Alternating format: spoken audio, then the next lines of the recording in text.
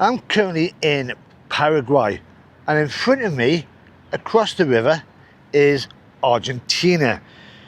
And I fancied popping over there this afternoon just to see what it's like. However, when I crossed from Argentina into Paraguay about a week and a half ago, near the capital Encarnacion, they never actually stamped me out of Argentina.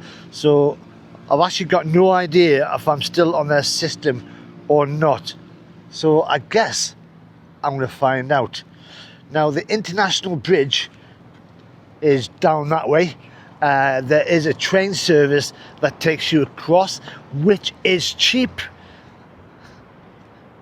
and only takes a couple of minutes, and that is where I'm going next. So today is my last official day in Encarnacion. I've been here for about 4 or 5 days. It's been amazing, and why not spend my last day going across to another country over there? Right, so it's about a 40-minute walk. My legs are still a bit stiff from the run I did yesterday, so I'm going to order a Uber motorbike. I think they are cheap. I'm going to find out. So I'll see you at the train station. Unfortunately, there was no motorbike taxis available, so I used the normal Uber, which cost me 16,300, which was still cheap. But I'm now at the international train station. I'm looking for prices at the moment, but I can't see it. But it looks like they're every half hour. I have my passport. I have my wallet. Just going to see how it goes. So we're just about to go over the river. Still nobody has checked for a passport. Now the window itself is all blocked off just about, so you can just see the outside.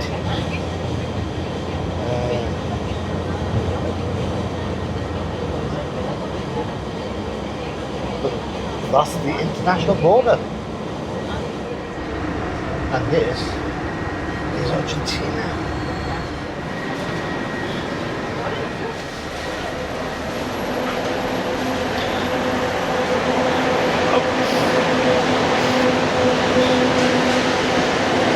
Oh my god, there's a lot of people.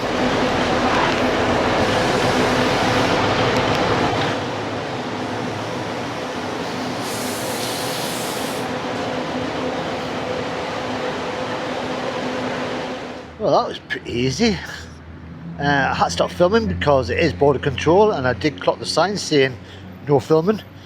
So this is Posadas. So I'm going to have a little wander around just to see what there is. So I might just go over there, over the bridge. So the journey itself took about 5 minutes. It wasn't that long. Once you get through, you get Argentinian border control. They check. Oh, is that taken to the centre? Should I get a bus? Because I do have some Argentinian money. Hola, Fidel.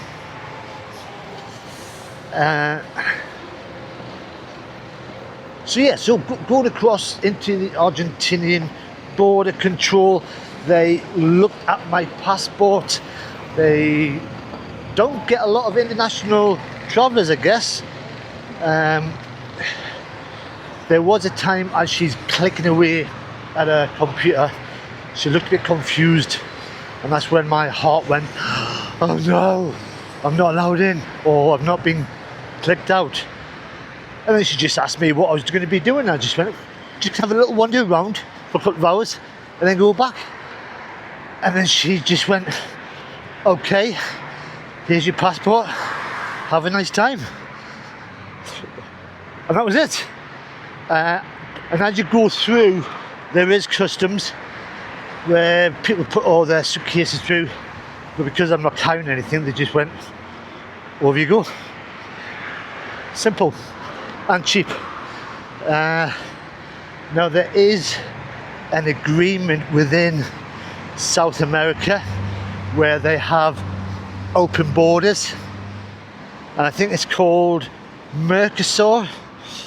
So basically Argentina, Brazil, Paraguay, Uruguay, they all can, with an ID card, just go across borders. A bit like the Europe EU style thing that they've got. So even though it's just show your ID card and get across, there was still a queue, and that's why when I got off the train everybody was already stood up, because I guess they just want to go through as quickly as possible. I should actually look at a map and find out where I'm going. That'd be handy. Right, I thought I'd follow this path down to the waterfront from the Argentinian side and have a look over at Paraguay, and then head into the centre. It's going to be about half an hour to get there in total. But this train, so you get a lot of Argentinians will go across to the Paraguay side because of the fact it's cheaper than Argentina. And as you come into the train station, there is just shop after shop after shop selling electronics, clothes, more electronics, and even more electronics. So you get a lot of them go across to get the cheap phones, cheap computers. And for the Paraguayans, it's coming across over here because I guess they might have jobs over here where the wages will be a bit better. Or you've got inquisitive backpackers who want to come across and see what's over here. I do like the wall over there with the mural. Goes all the way down. And it does feel a little bit weird that the fact that I'm just walking around in one country while my backpack and all my possessions is in a different country. That's weird.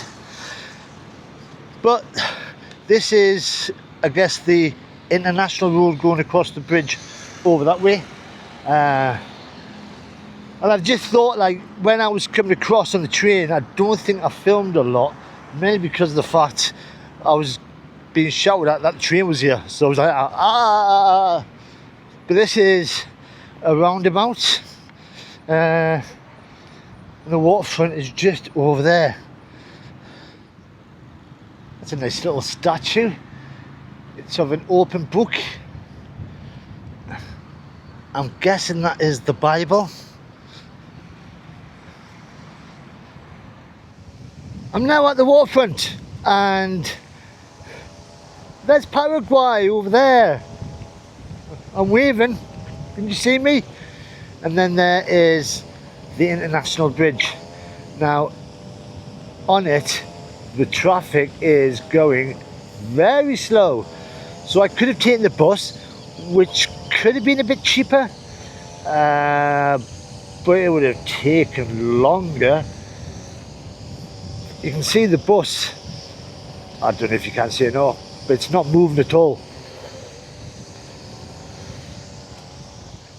Now, I'm not too sure if there's any beaches on the side, because if you see my videos from the Paraguayan side, there is a beach, beautiful riverside beach on that side. Maybe that's another reason that the Argentinians go across. So I've come away from the riverfront and just coming past this building here. It's got the feel of an old train station. So the way I'm going is up that way, which is towards the centre. And you know I'm obsessed with train stations in South America for some reason. Don't get this back at home. So I do have an eSIM for Paraguay, and at the moment it is just reaching through the airwaves to this site. I think as I go further into the centre I might lose it, but according to my maps online this is a community centre. So I'm walking through the back streets getting towards the centre.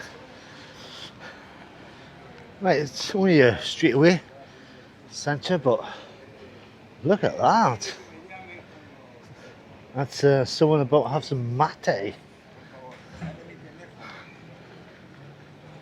Little market. There's only 3 stalls. Right, this is the historical centre. Time is it now? 1:45. It looks like it's all fenced off, that park. Oh, it's all pedestrianised. That's cool. So this is Plaza 9th of July. Very quiet at the moment. Over there you've got government offices with a little protest going on outside. Now I have lost my Paraguay signal, but I do have offline maps at the moment, so according to the map there is a tourist office just through there, so I'll have a look through that.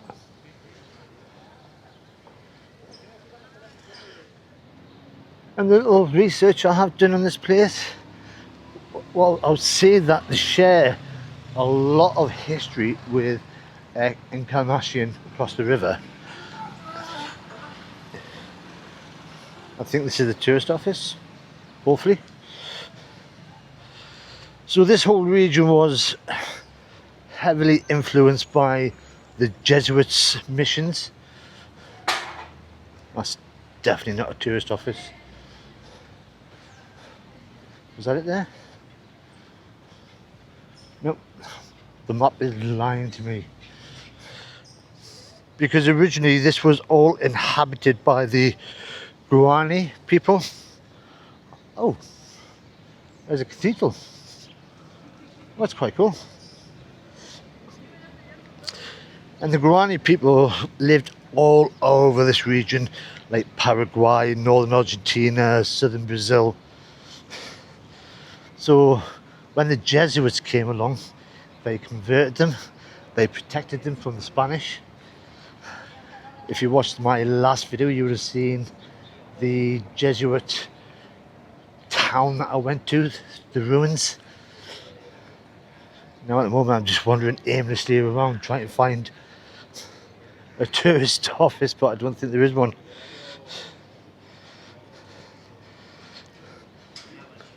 But yeah, similar history, but then it all changed during the Triple Alliance War, which I've mentioned a few times in past videos, or the Paraguayan War.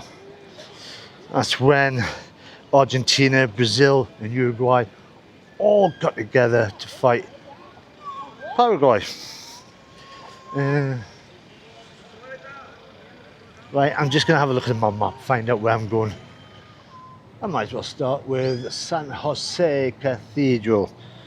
So, in 1867, the 24th Battalion of the Argentinian Army was established in this area, and they erected a chapel in honor of Saint Joseph.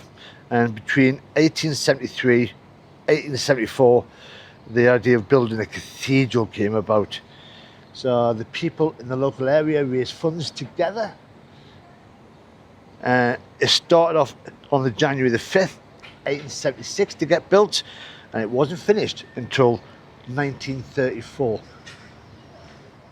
This is quite cool. It's a monument to the immigrants, I'm guessing, that came across over here. And then on the other side, and this is the spot where it says there's a tourist information office. It looks like an indigenous person. That's quite cool. So I've walked a nice little 15-minute stroll from the centre, and I'm back going towards the waterfront, but I think this is more developed now. When Posadas and Encarnacion actually got their waterfronts done together in around the 2010s, it was because there was a dam being built, so they all got their waterfronts together. And I think this is a very swanky area. The houses are beautiful around here, and a lot of expensive apartments.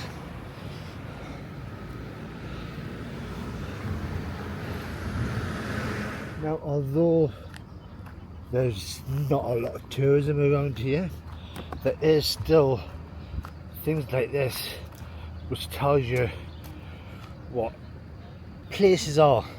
It's all in Spanish, but they're dotted around the whole city, especially around the centre.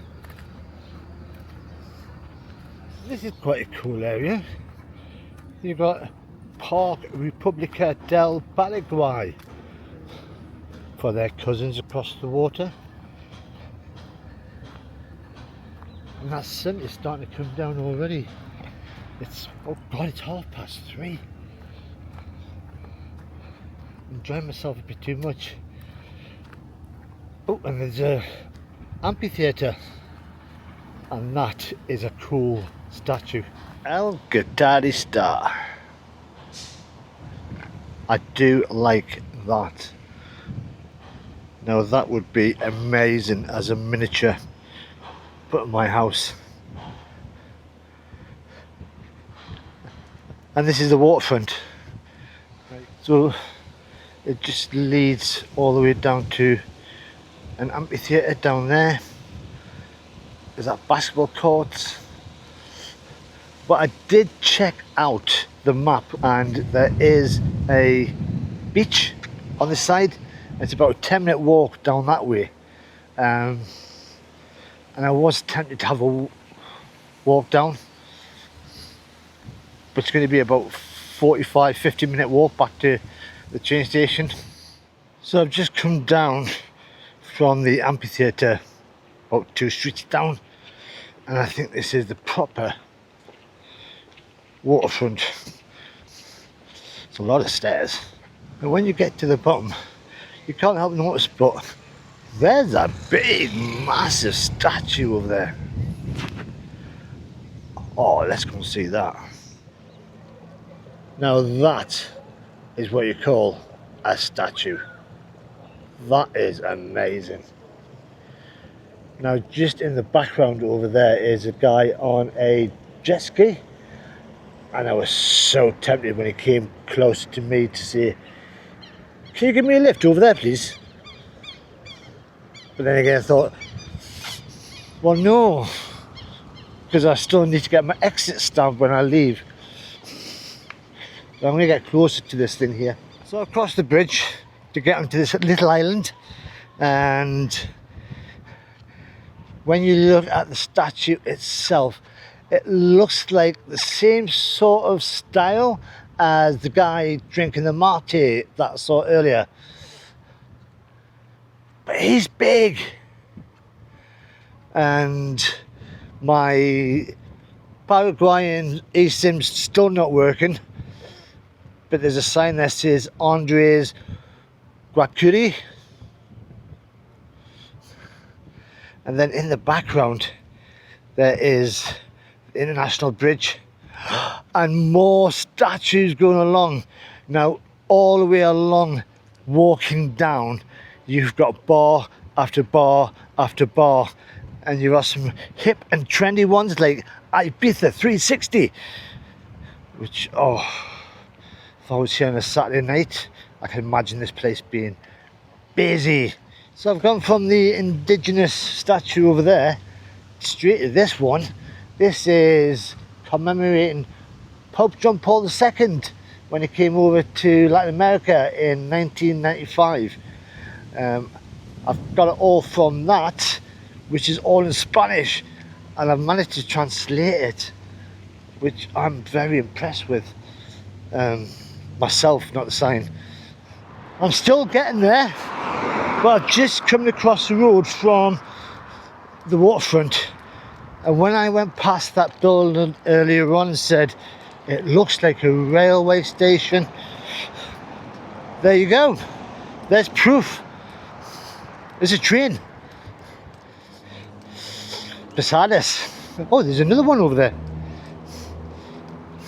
It's cool. I'm nearly there, 5 minutes away, but I'm just about to pass the Instagram picture Posadas sign, complete with a robin, a bird. And there's all the international flags up there of South America, with the Argentinian one flying high above them. And because there's a strong wind, you can see the flags flying. And there's the Argentinian one at the top. And if anybody can name the flags from left to right, it'd be much helpful for me. And then behind me is a couple of girls doing a TikTok video. Or attempting. They're attempting. And over there, it's a Christmas tree. That's a random one. So I'm now at the train station. Train behind me.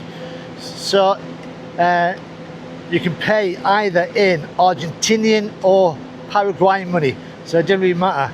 And all you get done is your tickets, so your passport checked again as you leave. And I think they look after both the Paraguayan side and the Argentinian side. So I think my exit stamp story is nothing to be worried about. But the train itself is split to two. So you've got the guys arriving in Argentina on that side where I was earlier on. And this smaller section is for the people leaving to go to Paraguay. It's right on the river, so you can see the water there. Beautiful, nice little view. So I've had a good afternoon. That's been a lot of steps. I'm looking forward to sitting down when I get on the train, if we're allowed to go on. The doors are open.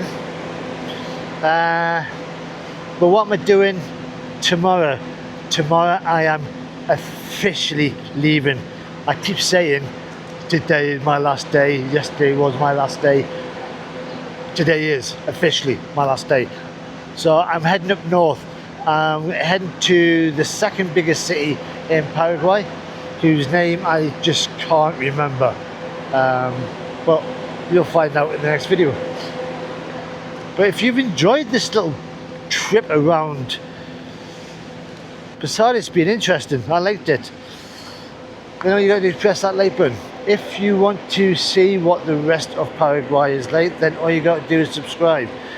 But until the next time, I am looking forward to getting on that train, sitting down. Bye bye for now.